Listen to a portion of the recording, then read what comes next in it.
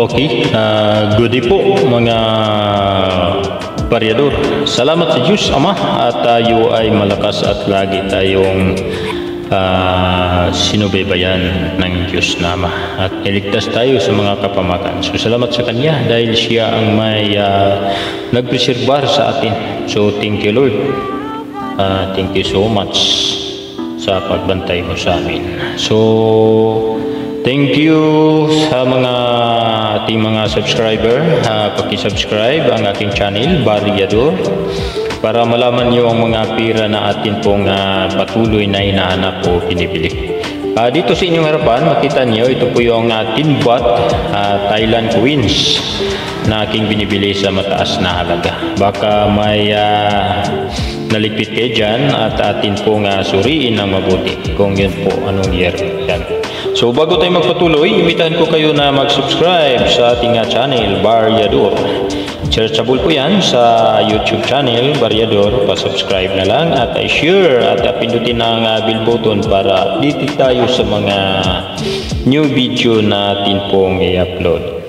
At saka pag nag-comments kayo sa comment section sa baba, madali kayong ma-notify kung kayo ay nakapag-subscribe na. Ang hawak natin, barya natin ngayon ay ito ay 2008. Sa Thailand calendar ay 2551. So bago tayo magpatuloy, description of pictures, pupuna tayo sa barya na atin pong hawak. So ito po, issuer is Thailand under King Bhumibol Adulyadej Rama IX from 1946 to 2610.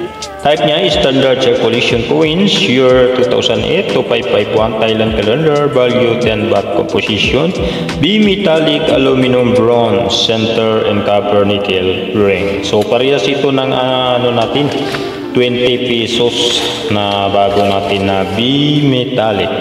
So weight niya is 8.5 grams. So kasing bigat ito ng 10 piso ng ating Philippine money na 10 piso. Diameter 26.0 mm, thickness 2 mm, shape is round, obverse bust of King Rama 9 facing left with and circle. So yun po yung obverse. So yung reverse niya, tingnan natin yung reverse. Yan po yung reverse ng ating pera. Wat Harom Temple of Adon with Chao Phraya River in the front of denomination and Breles Dutch on top and denomination Creption and Bottom. Yan po. So yun po yung Temple of Don sa Thailand. 2008 price enomista, meron tayong price enomista.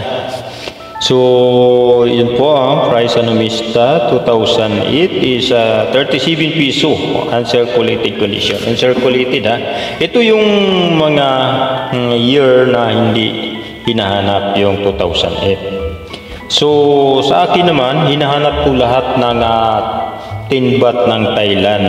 So pag binibili ko depende sa kondisyon. So yun ang price enomista.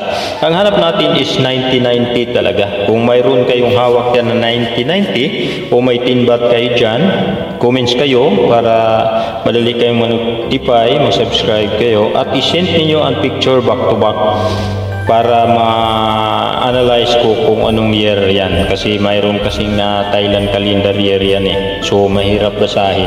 So pag ni-send ninyo ng malinaw sa akin, ako na magbasa niyan, i-feedback ko sa inyo kung anong year yan. So bibilihin natin yan depende sa kondisyon. So ang pinakamataas talagang presyo nito is 90-90. Yun po talaga ang mataas na presyo na with calendar year ng Thailand is 2533 na ginamit sa exhibit sa Bangkok. So yun ang hinahanap natin, 1990. So napakataas ang offer price natin dyan sa 1990 na yan.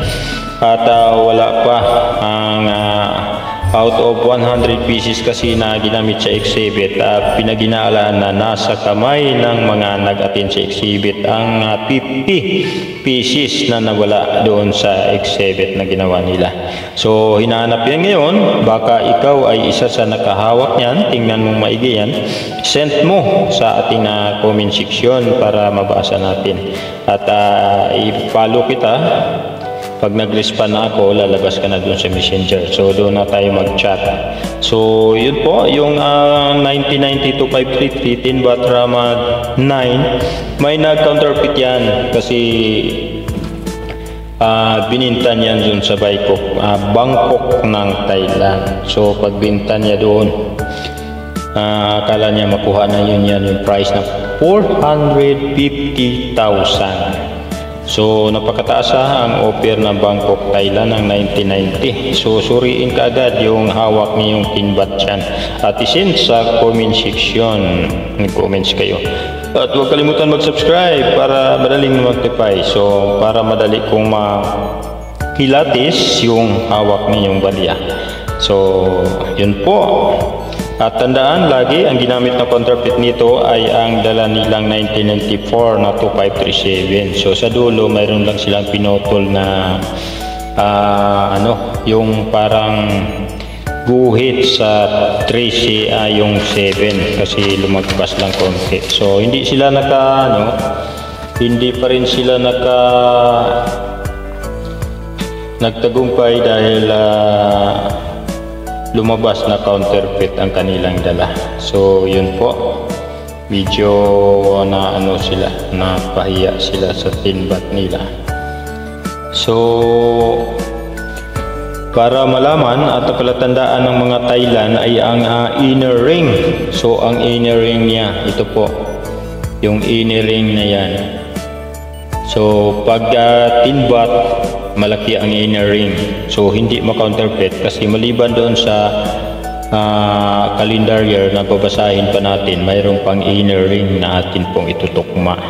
So hindi nakalusot yung counterfeit. Yun po ang hawak mo ngayon na 1990. So huwag magtubili, send niyan, mag-comment sa comment section.